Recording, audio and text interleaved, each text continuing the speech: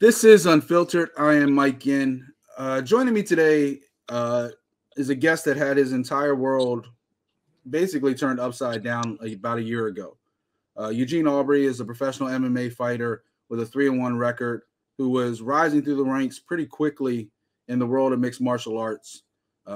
If nothing had happened to him a year ago, his story would have been still incredibly intriguing. But about a year ago, he was brutally attacked, shot point blank in the neck in West Philadelphia, and just completely turned his whole world upside down.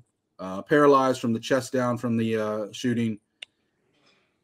Since that time, he's been going on just a miraculous recovery effort, doing everything he can to not only walk again, but eventually, hopefully, one day, maybe even fight again. So. First off, Eugene, thank you for taking the time. I appreciate you taking some time out of your recovery to talk to us for a little bit. Yeah, no problem. I appreciate the platform. Thank you. Absolutely. About a year ago, you're coming home, West Philadelphia, 52nd and Spruce, for people that are familiar with the area. How much of that do you remember? And if you can, take the people at home through what happened to you. Yeah, I can remember most of it because it happened fast, but I never passed out or lost consciousness or anything. So basically, I was getting off the train. I was coming home. I was walking down 52nd Street. There's a restaurant that I really like to go to when I'm hungry that's open late. So I was like, all right, let me stop for some food because I just got done training, coaching. Like I was at the gym all day. So I was stopping there to get some food. I seen it was closed. So I made a right down Spruce off of 52nd Street. And then that's when somebody ran up behind me. I felt a tug on my bag. And as soon as I turned to face him, I got shot. Now, you get shot, you go down, you never lose consciousness.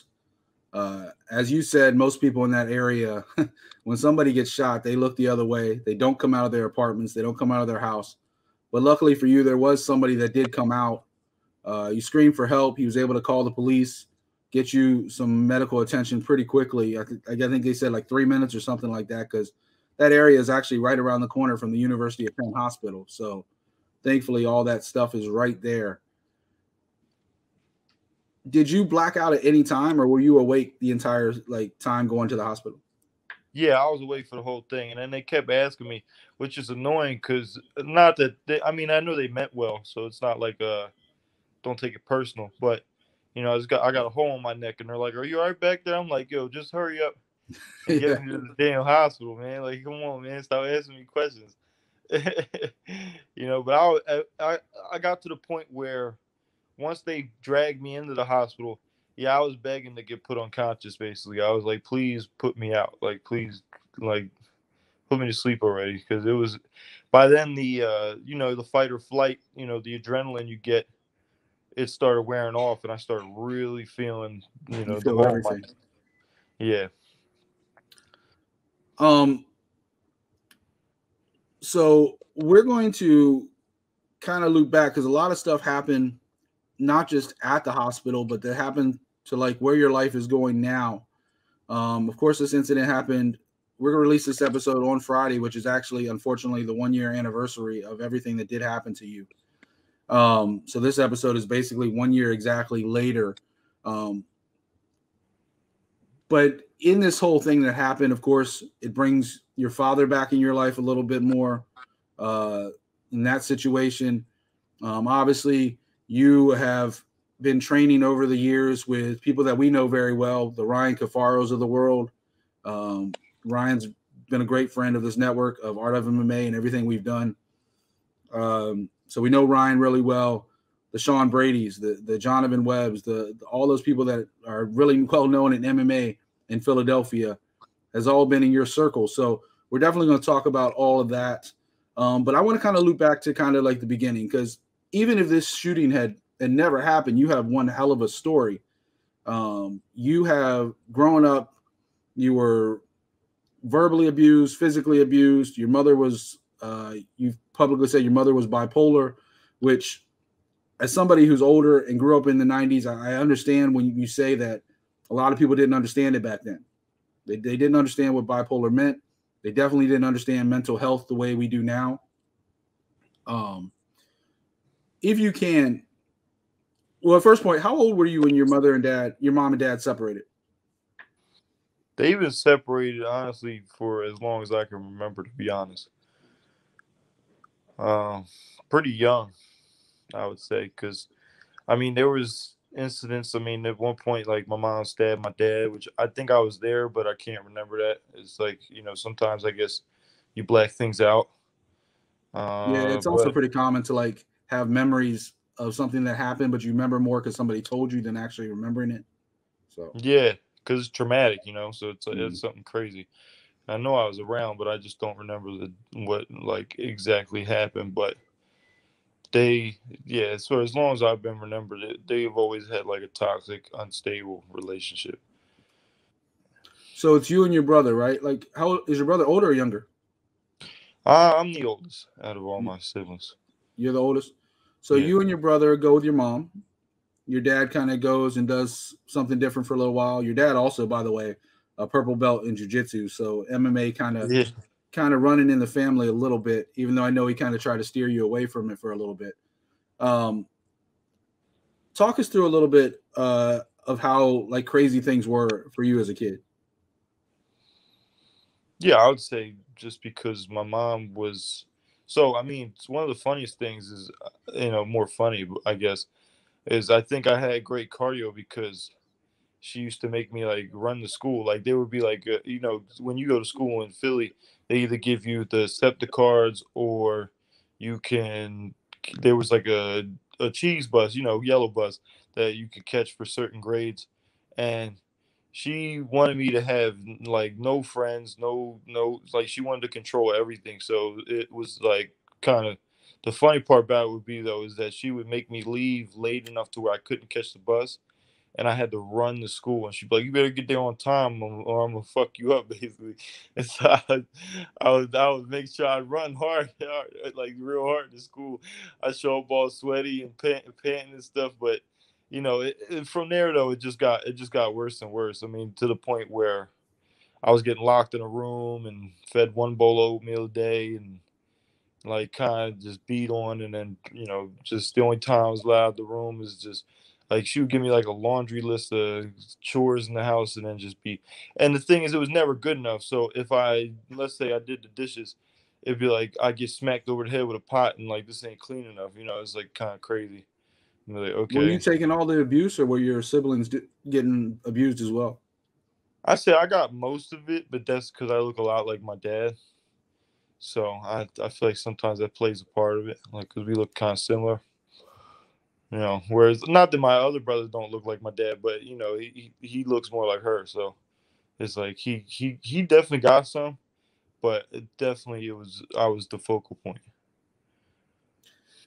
And I know you told a story once about, I guess, like you always had to like clean the house. It was never good enough. Like she would always like hit you or yell at you if you didn't like do it perfect. And even if it was perfect, she'd still like snap on you. Um, yeah, it sounded like crazy. During this whole time, was your dad trying to get you guys back, or was he just living his own life? No, he definitely tried, but there was like a big custody battle at one point. But see, we were young, so she had us convinced that if we did like snitch on her in a sense, that we were still gonna have to come back with her. Like it was brutal, man. It was like every day leading up to that court case, it was like an interrogation. It was terrible. And then even going to visit him, coming home and getting interrogated. I mean, it got bad. I got like, she put a knife to my throat at one point, and it was like pretty crazy. So it was like one of them things where we just went in there and we're like, "No, she's a great mom." You were terrified. Yeah, we were just like, and my pops knew it was coming because when he seen us, we weren't talking to him or nothing. But if I had known better, I'd have been like, "Nah, fuck that. She's terrible. Like, don't, like, don't send us back with her." But it's one of the things where you just don't know better because we were young and we were convinced that it was something else. Yeah, you just have to go with what you know. Um, What was the thing you were talking about one time? I think you told a story about where she would like bite on your fingers or something like that. Yeah, no, it's because I got tired of, you're getting older, you're getting bigger, you're getting stronger, and so I grabbed the belt. Like she was beating on me with a belt, and I grabbed it, and she grabbed my hand and bit my finger, and Oh she wow. like tried to bite through my finger. Yeah, it was crazy. I was like, I mean, it was bad, man. I mean, I remember as a kid, it was like the worst one was there was like a time where she was basically like in full mount and just like beating on me for like an hour. I was just like, yo, this is crazy. Like, why are you just punching on me? Like, this is just insane. Like, and it'd be made up things in her head. Like, that was the thing. Like, I could have a good day at school, and then I'd come home and be like, your principal called me, and I'd be like, what the hell is going on? Like, I didn't do anything. And it'd Yeah. just be made up. You know what I mean? It would be completely fabricated in her mind as an excuse to just put hands on me. At what age did your dad finally get you guys back? Well, my other brother Colin, he always stayed with her, but me, it what happened was there was an altercation, and I just got absolutely sick of it. Where I actually fought back a little bit, because I remember it set me off. She hit me with like I don't know if you remember them old like it was almost like a mason jar, but not a mason jar. It was like one of them old like glass blown. I don't know if you never. They're kind of old school. She put some sugar in it, and I remember doing dishes Yeah, I and think getting. I know what you're talking about. I got smacked in the back of the head with it. Like she just launched it at me from the living room, and so then I was just like, "All right, I'm sick of this." So I actually went after her a little bit, and I didn't really try to punch on her or nothing, but we were tussling, and she was punching on me, but I was tussling. So I was just getting sick. I didn't train back then, not much, but I just was trying to just like I just got tired of it. Like, please stop putting your damn hands on me. But I actually was able to overpower her a little bit, so then she got scared and sent me to my dad's. Basically, is what happened. Because So we got I to used figure. she got scared that I was gonna start getting my man strength and I was gonna start. I mean, I'm not gonna lie, it was probably the best thing for me because when you're living in that situation, you do start having like bad thoughts because you're just like, yo, I'm getting real sick of it. You know what I'm saying? I'm tired. And of course, growing up the streets of Philly, I grew up personally like in and out of DC. So like you grow up in those areas, like there's so much bad shit going around you, let alone in your own house. Like I couldn't even imagine. So Yeah, yeah. go ahead. Well, yeah, because Philly's rough. Like there was times I'm getting jumped or like I got in a lot of fights growing up in What Philly. part of Philly did you grow up in? I grew up mostly in Northeast Philly. I did when I did move to my father's. My father does stay in Jersey, so I did finish out. So I always tell people I always joke around and say I'm a third Jersey because I did finish high school in Jersey before I moved back to Philly. But for the most part, yeah, Northeast Philly, like Oxford Avenue. Well, I lived off of Loring and Frankfurt, um, and yeah, mostly that Frankfurt area, mostly. It is crazy to think about it, a third of your life, because everything that's happened to you, you're still extremely young. You're only 25 years old. So, like, even everything that happened a year ago was days before your 25th birthday. So, like, you still, like, there's, so much has happened to you, but, you're still only 25 years old. So, that's kind of crazy. So, before we switch to your dad, did you already start training at MMA and doing some of the fitness stuff before you ever went back with your dad, or was all that started when you went back with your dad? Well, when I was staying with my mom, he did show me a tiny bit because he did start training before I moved with him. And actually, it's so funny because some of it actually like saved my life sometimes. Because I remember he showed me like a basic mount escape, and I remember rumbling this big kid, and I was punching on him. But some of the so I tripped over somebody's brick wall in the yard, and this kid was on top of me, and he broke my nose. But I ended up hitting a mount escape, and that's when something clicked in my head. Like, man, this stuff works. But I was always interested and intrigued in it because I watched the early UFCs. I remember my first fight I watched was Melvin Gillard, and I don't remember who he's fighting, but I remember he stopped the guy with a solar plexus shot. And I was like, okay, like this is cool. Like I feel like I could do this. So I always had a want of doing it. I just didn't have the access to it. And then it was kind of funny how my pops was training. And once I moved with him, yeah, I started like I had a desire, to train more. Almost too much, right? Because you were so like, I've heard you talk about how like school was bad for you because like your mom would drill you with sentences and just drill you for everything to perfection. So you didn't enjoy school at all. So then you started jumping into MMA and jujitsu and training and to where you went all in. And I've heard you say a couple times about how like you just totally were absorbed by the entire world. Um, what age do you think you were when you started training officially, like started training MMA? Well, I would say 12, 11, 12, because that's when once I moved. But my pops made me have to prove myself first. So I remember he was like, I ain't paying for shit until you get through a season of wrestling. And so I wrestled first. And then I got through it because I loved it. And then that's when I started doing like jujitsu, Muay Thai, boxing. Like I went to a pretty well rounded gym. It was called the Dojo at the time. I don't think it exists anymore, but it actually had some pretty solid coaches at one point. And I just started loving it more and more. And then I bounced around a little bit, but once I got to, I would say, about junior year, then I started, skipping school. I started more or less working myself, paying for it myself because my pops wasn't willing to fund it all the time because I didn't always keep a good grade. Like I didn't keep good grades all the time. So sometimes I trained on and off because he was like, "Well, I'm not, your grades aren't good." But once I was old enough to work a job, I was like, "Well, I don't care, bro. You can keep your money, and I'm gonna go ahead and start working myself and paying for it myself. I don't care, bro. Like you can keep your bread. I don't need you to pay for it." And then that's when it started going into other stuff because we go back and forth because then certain things would make him mad because he was still trying to drive me towards a certain life. Like he just always wanted me to have a plan B, but I just was like, "Nah, I'm good with plan A." Yeah, it sounds like more of it was like tough love that kind of like led to you guys kind of like clashing more than anything. Um, I mean, I always had like my parents always were my mom. I never had a dad, but my mom was always like always no matter what I was doing, like make sure you have a fallback. And I was much like you. I didn't really always listen either. I kind of went headstrong into everything as well.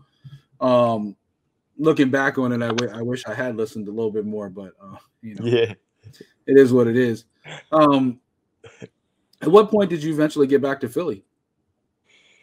Right after I dropped out. So I dropped out senior year, and then about 19, that's when I moved back because I did stay in Jersey for like one extra year, and then I was like, hey, it's not really much out here because South Jersey doesn't really have like I wanted to train with the best. I wanted to be, so the tougher gyms and the tougher Philly's always been a fight town, so it just was natural. And plus the easy I miss the city because what I loved about it, even being younger, was just the ability to get around was a lot easier. You could live more within your means in Philly than you can in Jersey. Like Yeah. Jersey, you 100% need a car, and then I had to pay for my own place.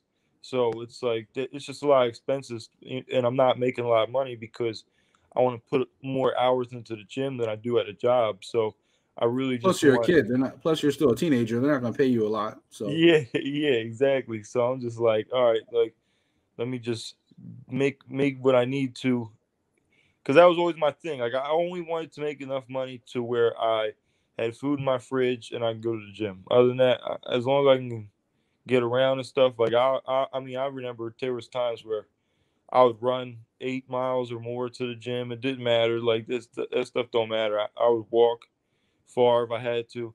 It didn't matter to me. I just wanted to live within my means, so I could put the hours where I felt like they mattered. what was the first gym you really? As you said, you were trying to get to some of the best gyms. Was it like Henzo Gracie? Was it South Philly? Like which gym did you really kind of go into? Well, my story's funny because like the Suitcase Kids, like I did bounce around a lot. But I would say my first real big Philly gym I trained at was probably Daddis back when they were, more of a powerhouse, more of a team. Before everything happened with them, and Yeah. then I transitioned over to Balance, and then eventually I seen the direction that Balance was going, and not to discredit nobody or say anything bad, but I just felt like okay, like I needed more of like a team that was really trying to be all in on the fight and stuff. So then eventually I went over to Daniels, and then at one point I just started building things around me. That's basically where I became like I eventually got more of like a mercenary mindset. I did train at Royal Striking too.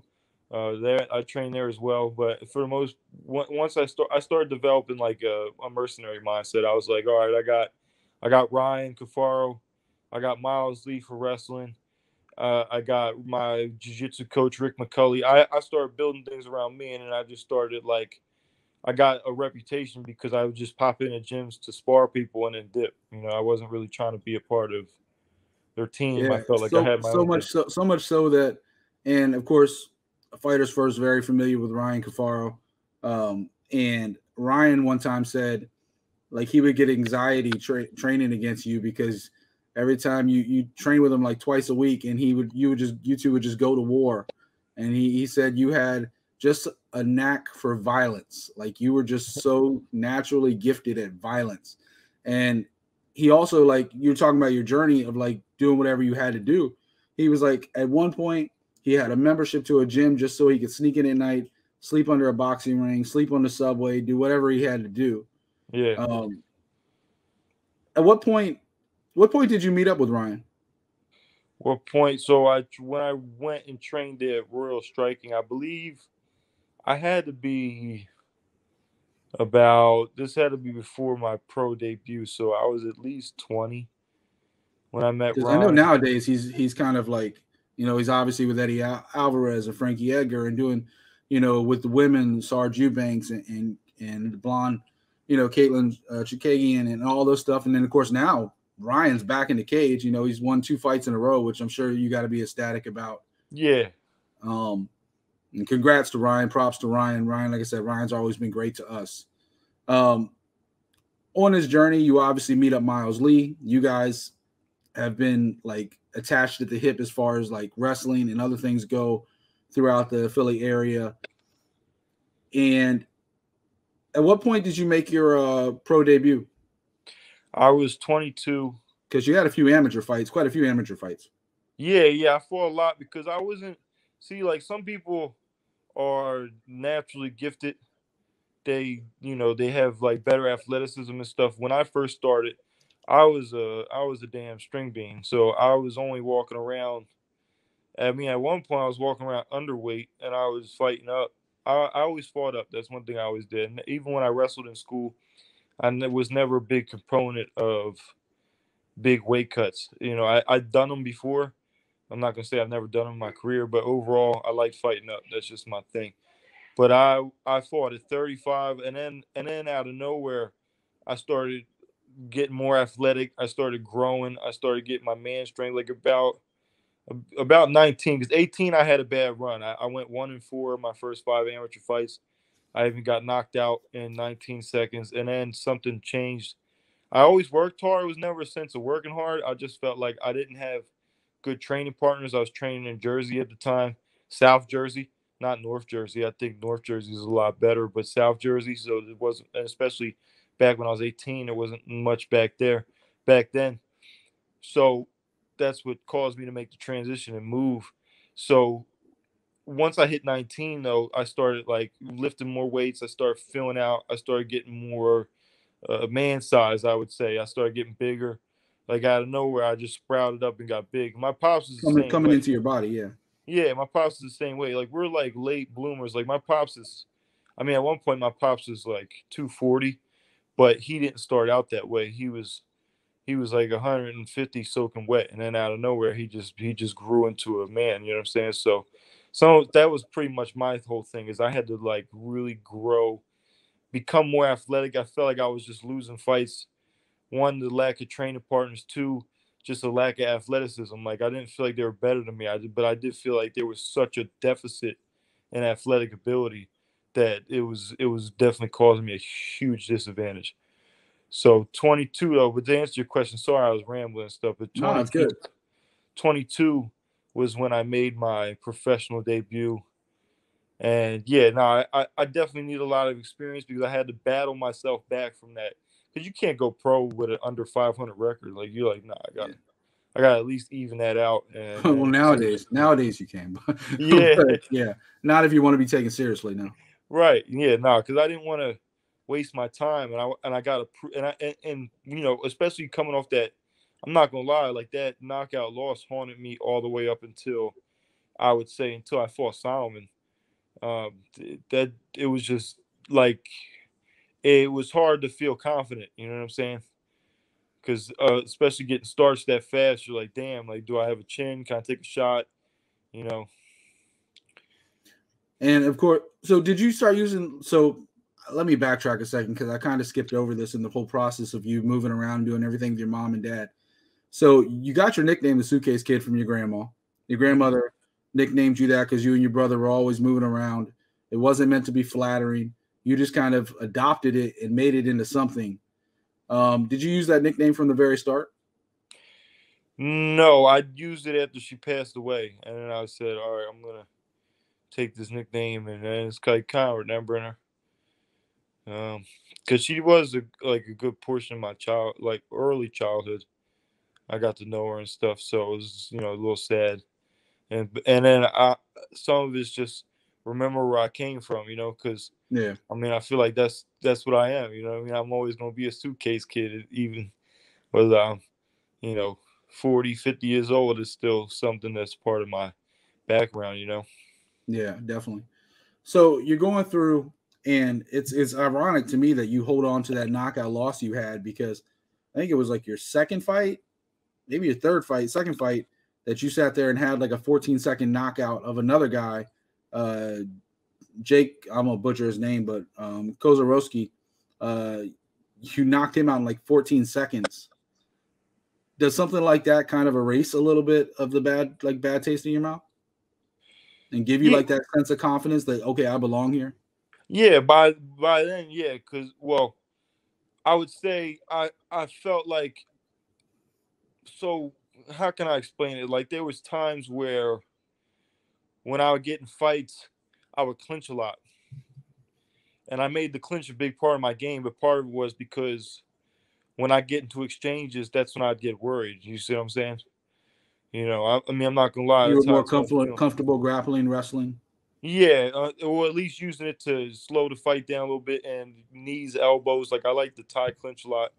Like I use my clinch kind of in reverse in a sense where I didn't really want takedowns. I wanted to just beat people up there, but it would allow me to like try to stop any type of like crazy shots, any type of crazy flash knockouts. I didn't want none of that to happen. So I started incorporating that in a big part of my game. With Jake, I was doing that a lot in sparring than flying knees, and then it just came out real early because of the way I noticed it when I was watching tape. I'm a big film freak, that he dipped his head a lot. And so when you see us fight, we have an exchange before I knock him out, and I see his head dip, and I'm like, okay, I'm just gonna go for it.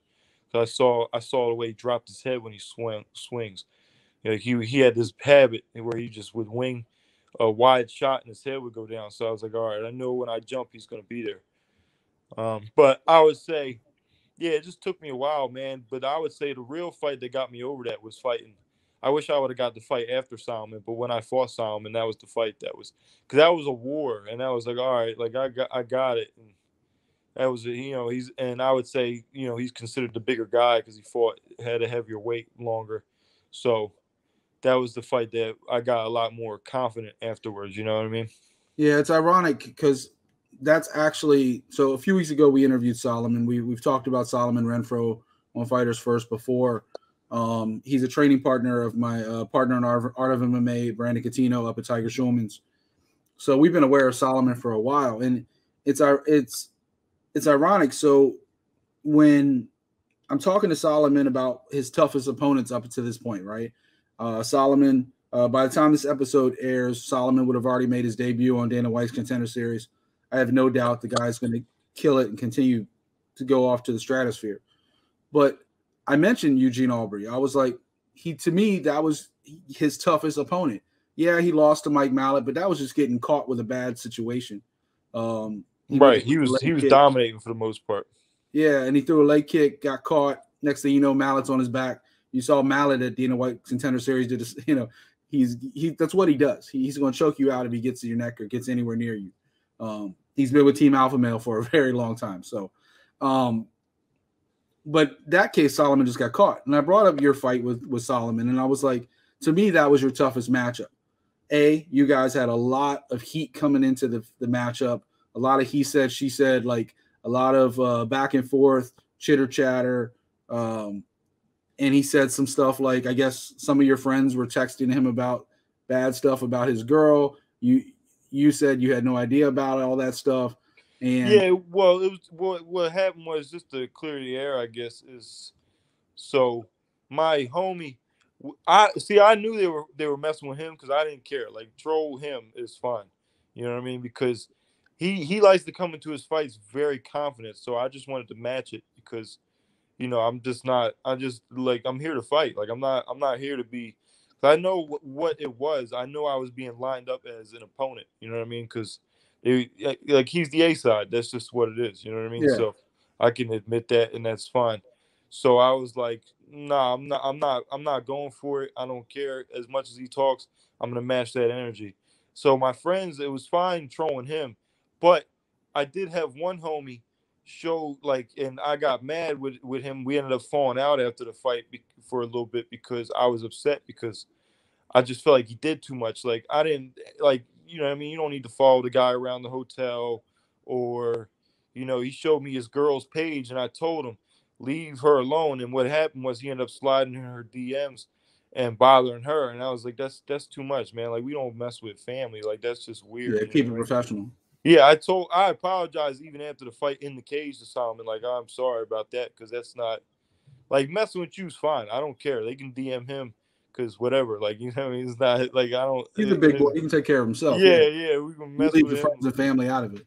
Yeah, exactly. So I wasn't happy with my friend about that at all. Like, you know, I know he don't believe me or whatever, but it is what it is. You know, I didn't tell him to mess with his girl. I told him specifically, leave his girlfriend alone. Like, don't, like, why are you showing me her page, bro? That's weird. Like, don't that's strange to me. Yeah, that's definitely too much. Yeah. And I was talking to Solomon. I was like, look, like, I think this was your toughest fight, and he agreed. And after we talked about it, I was like, but, you know, and I didn't know your situation at the time. I know I'd seen you back in the gym on a couple of your posts when I was doing research on Solomon. I was like, oh, he's been in the gym, because I see, like, you know, I saw a couple of your posts where you're trying to, like, hit the pads and do some other stuff, but I didn't know the whole backstory. And he was like, didn't you hear? And I guess this is probably shortly after your MMA fighting interview came out, where you kind of told your whole story about what happened. And Solomon was the one that actually let me know about what happened to you, because I was like, it's crazy that this guy was, you know, one of your toughest opponents, undefeated coming in against you, and hasn't been in the cage since. And I was like, what happened to Eugene Aubry? And he told me, obviously, I went back, looked up everything. Of course, our continued thoughts and prayers have always been towards your recovery. Anytime something happens to somebody, people talk a lot of shit in MMA, but at the end of the day, it really is a huge family atmosphere. Like, MMA is always kind of taking care of their own, MMA versus everybody else. You see it with fighters like Ryan talking about you, Sean Brady coming out talking about you. A lot of these guys all have basically, you know, donated to your cause. And for the record, Eugene does have a GoFundMe page for everything that's happened. That link will be in the description, because we'll talk about it in a little bit, but his continued recovery, anything you guys can do to help and continue to help his cause, we'll talk about all that. But a lot of these guys have come out. Solomon said great things about you, despite how, like, much you guys battled. Of course, he won the split decision. I think it was kind of clear he kind of took the first 2 rounds and then kind of faded late, and you just dominated the third round. So it was an interesting split decision, but at the same time, you never took a step backwards, not at all in that fight. Now, one time you take a step backwards, you guys really went to war for 3 rounds, and it kind of brought up to what Ryan said about you just have a sense of violence, like you know how to bring it in that cage, and then you did not okay, so everything happened a year ago, but in that year, pretty much almost a year between the Solomon fight and the shooting, was there fights? I mean, because we're talking about the pandemic, we're talking about COVID. Were there fights that kind of fell out and never took place? Were you just training the whole time? What was going on with you? Yeah, so I was just trying to improve my situation, and then because I didn't go into the Solomon fight 100% in terms of financially, and I never had good money, but I was like, there was points in camp where I'm just starving. I got no food and stuff, and no excuses or nothing. I'm not using it as an excuse. I just know that that's part of the game, and I got to do better in my own situation. You know what I mean? A diet is a huge thing with fighting. Like if you don't have nutrition, that's Yeah. huge. And I know how to eat and stuff. But I just fell on a lot of hard times, and I'm like, I really needed the money when I fought Solomon. Like I really needed the bread. Like I was like really assed out on cash. Believe it or not, I was still on weight when we got in the cage because I just really didn't have nothing to eat and I got off. So I was still weighing around 165. But I was gonna bring it regardless. Like I didn't care. It is what it is. And so I weighed heavier. I've weighed heavier for lightweight fights, because typically when I weighed in at 55, I would swell back up to close to 185 sometimes, just because of my hydration protocol and how I cut. But I would say, yeah, no, I just was trying to improve my situation. I was gonna fight in Canada. I was getting ready for this BTC fight that was gonna happen. I forget the opponent's name, but he was pretty good. He was like 7-1, 7 knockouts, and I was like, let's get it. And I was feeling great. Like I had an all right gig. I was making money. I was big. I was filling out. I was closer to like 188, 190. And so I was like, all right, yeah, 165. It's because they actually have that weight class in Canada. Like it's like an official weight class. They call it like super lightweight or something. 165. So I was interested in fighting that dude and then maybe contending for the BTC title. But they did some funny stuff where, I signed a contract and I don't think he did, and then they didn't want to tell me till last minute when I'm getting my medicals, and it was kind of strange. And then I signed with. So the biggest thing I did was I was getting my life more and more together. I got my driver's license. I got my own apartment again. I was like, all right, I'm really ready. And then I signed with Sucker Punch, and then that's when I was looking to fight. I was going to come back and fight for CFC, one of their no crowd shows, and then that's when everything happened. Basically, that kind of cut me short. CFFC, I mean, first of all, fighting on that platform, you could say the whole A side versus B side thing, but I mean, almost everybody that Rob Haydack and Arias Garcia and them bring in are people that can compete. Yeah. And I have no doubt that there's always, a favorite and an underdog, right? But they have no fights where you absolutely know who's going to win that fight. I mean, even their lightweight champion Zuli just lost his belt at the CFFC 100 show. I think it was like a submission or something in the second round. Yeah. You never really know what's going to happen in these fights because every single person that's on a CFFC card is arguably fighting for that UFC spot, especially since they're on UFC Fight Pass. So they're all looking for that attention. They're all hungry. Everybody wants to exceed expectations when you're on that card because somebody's watching you. So just having that whole thing, and then of course everything that happened to you a year ago, they were actually also, they went out of their way. They made like a highlight video for you. They encourage people to contribute to your cause. So they're also like a huge family atmosphere as well. It's one thing I just always love that about Rob and everybody in that crew. We have somebody that was part of our family, our business, like our network, our family, Art of MMA, Sergio Da Silva that passed away a year ago, or December last year.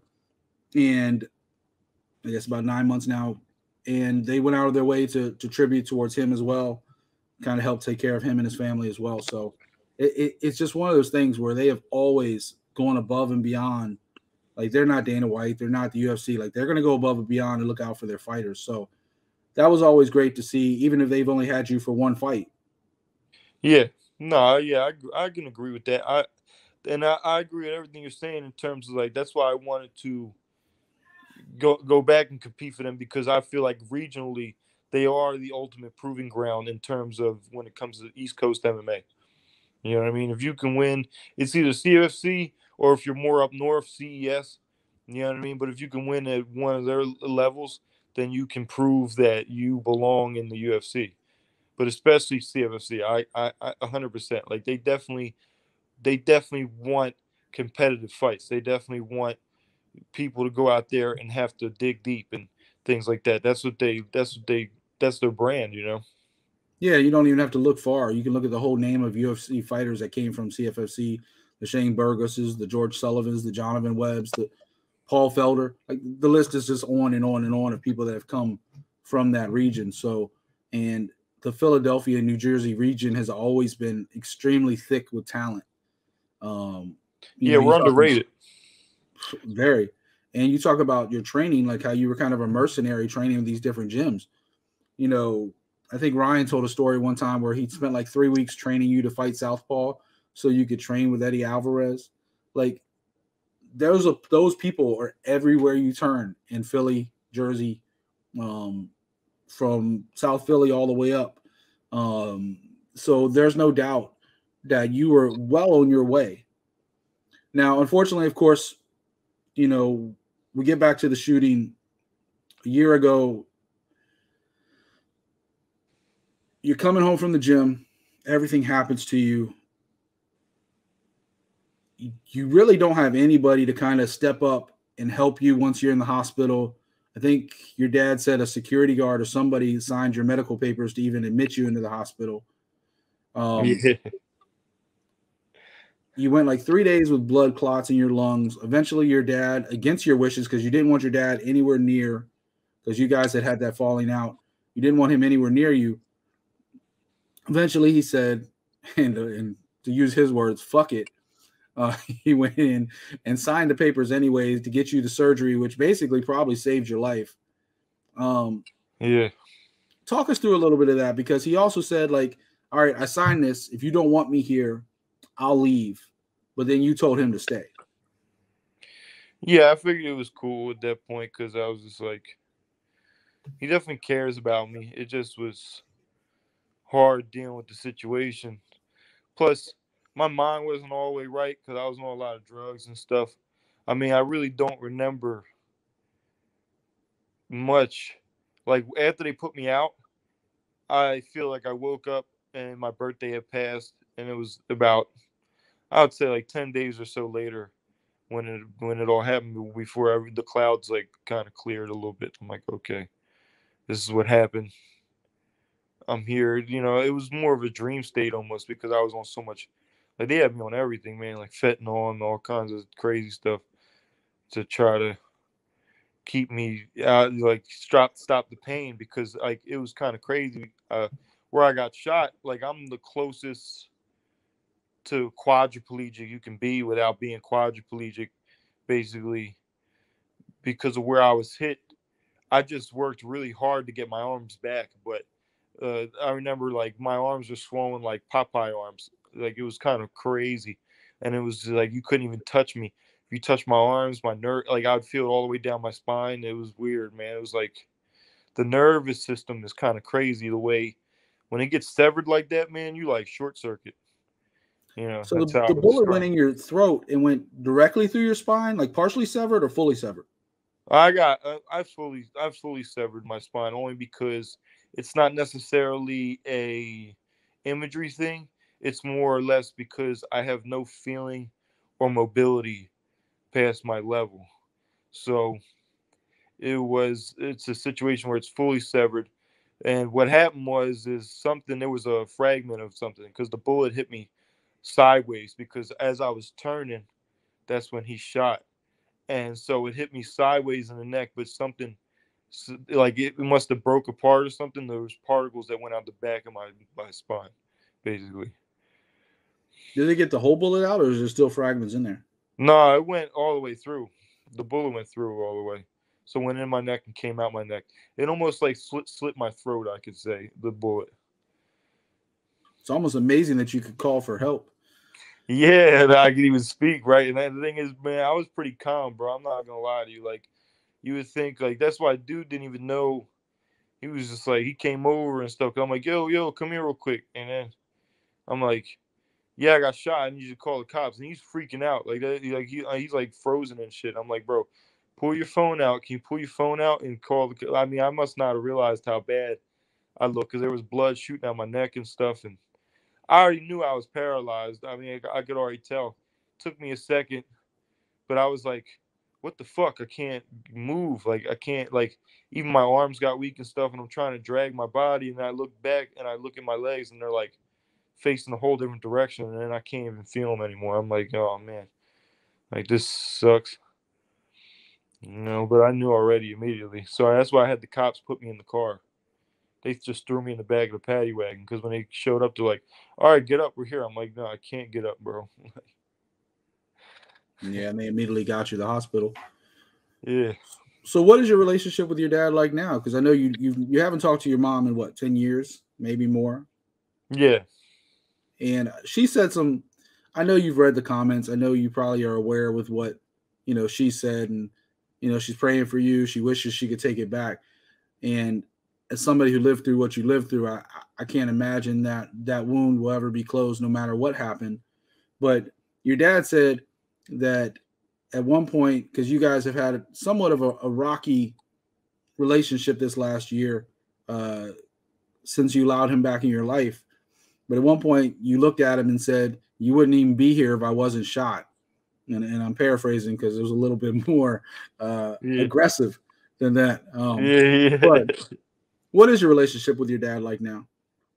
I mean, it's cool. I'd say it's gotten a lot better, but, occasionally we had it up and down.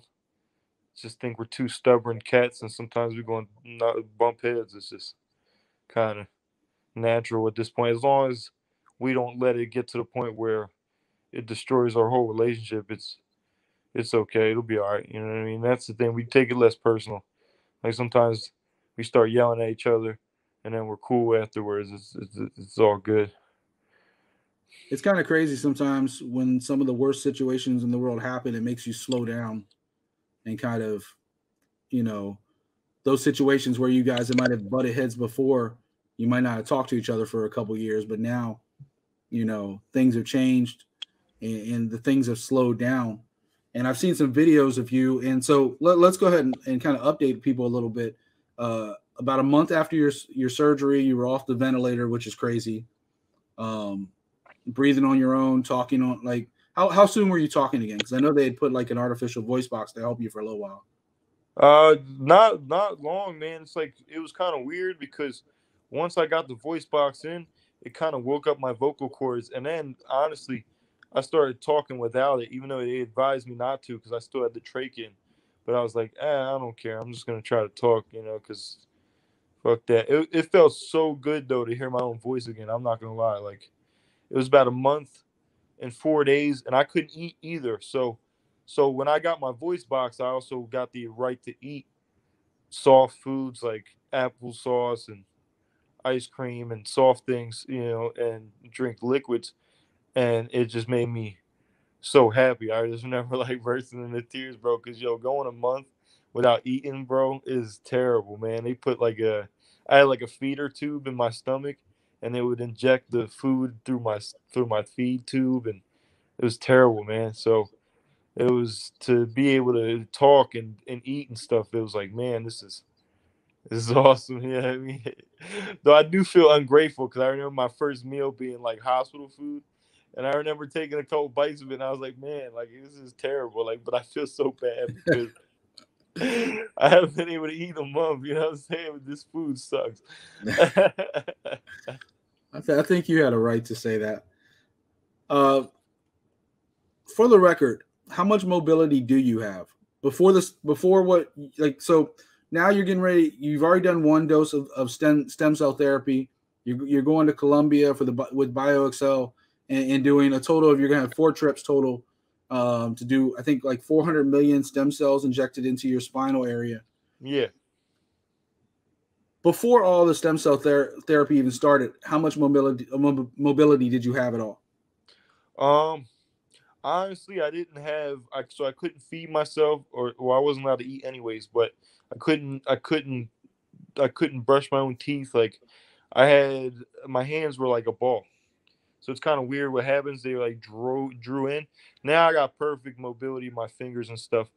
But I had to work for that. So basically, when I first initially got shot, I mean, my whole body was in shock, and they didn't know if I was going to be a quadriplegic or not. So they were like, it's touch and go, basically. Like, I might not be able to even have much arm function, let alone legs, you know. So I fought for my arms and stuff. And so right now, so yeah, no, that's initially, because you asked what initially I had. So yeah, no, I had to work to get back finger mobility. My arms, even my arms were drawn in. Like, it was weird, man. Like, what happens when your nervous system gets shut off like that? Like, my arms were like tucked to my ribs. Like, it was very hard to extend my arms and stuff. Like, it was like a whole process of like, But you and could I was feel the, them. yeah, I could feel them. Though there's a piece of my elbow that I can't feel. Like, there's like some numbness underneath my tricep area. But so, because the T1 bone does affect your arms, it also affects your grip. So my grip was totally gone. I had to really work to just be able to open soda. Like, I remember I couldn't even open a soda can. I couldn't twist open a bottle. Like, I couldn't even rip open a candy wrapper. Like, you know what I mean? Like to a bar or something. The Like, things you take for granted, yeah. yeah, even after I got the ventilator off, like, I still needed help to just open up my food. You know what I mean? It's like I had to work very hard just to get my fingers and arms back to where they were like, strong.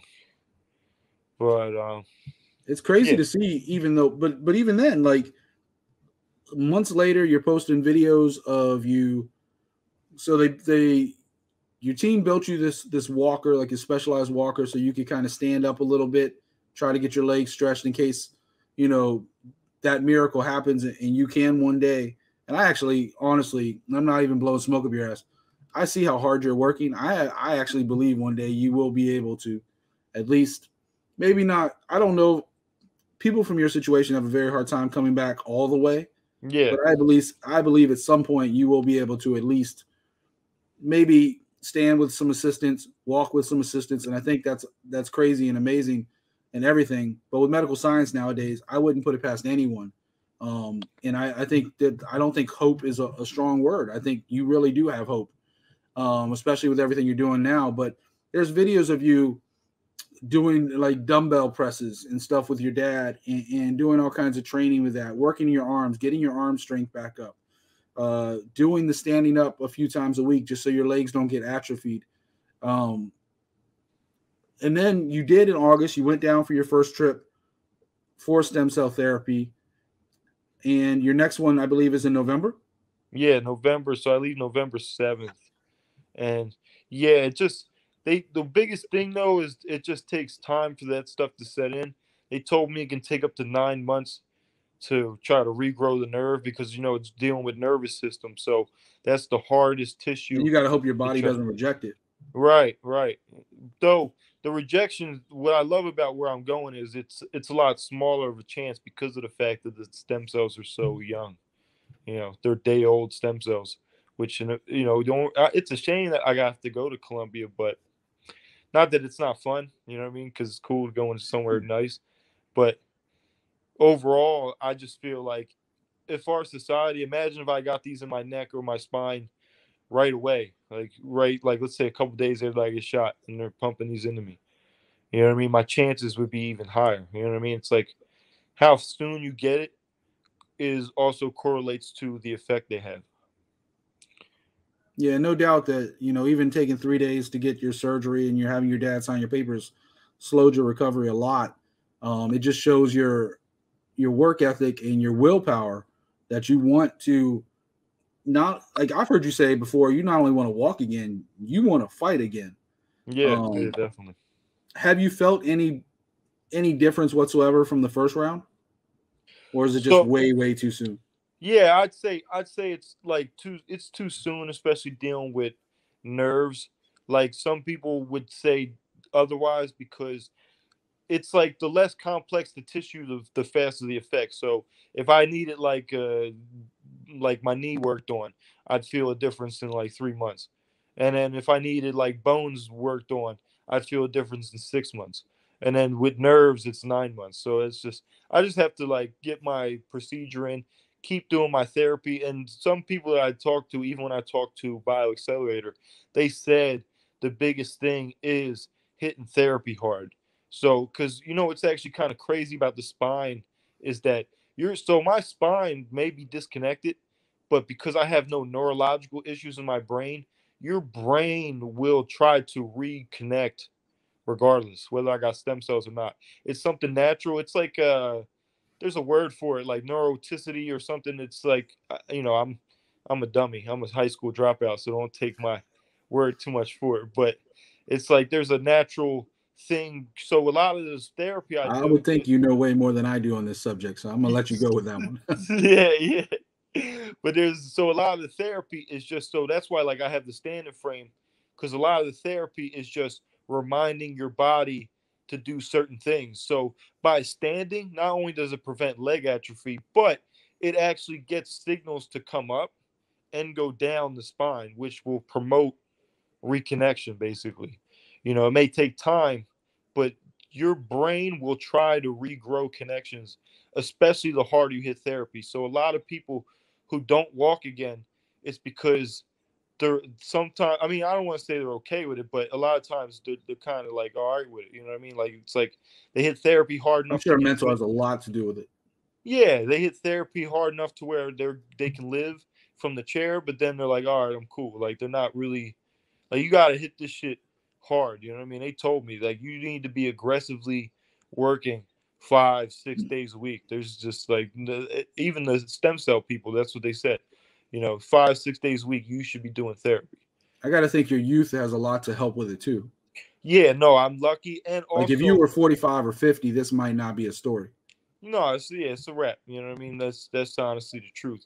Though I will And say there's the guy, I think he was 91 years old. He was in a car accident, and the doctors at the University of Duke reattached his spinal cord and did like a reconstruction of his spine. And I was just reading about this yesterday. Reconstruction of his whole spine basically gave, as they said, they gave his spine a home. Like they put pins and stuff and they reconstructed it. And his injury was obviously lower in the spine than yours, but he was completely paralyzed. And 6 weeks later, he was walking. And you're talking about a 91, and it was completely severed too, but it was lower in the spine than yours. But 6 weeks later, a 91-year-old man, obviously with the assistance of a walker, but was walking again. So the fact that you're 25, about to turn 26, clearly is in your favor as far as your ability to regenerate stuff that wouldn't be able to 20, 30 years later.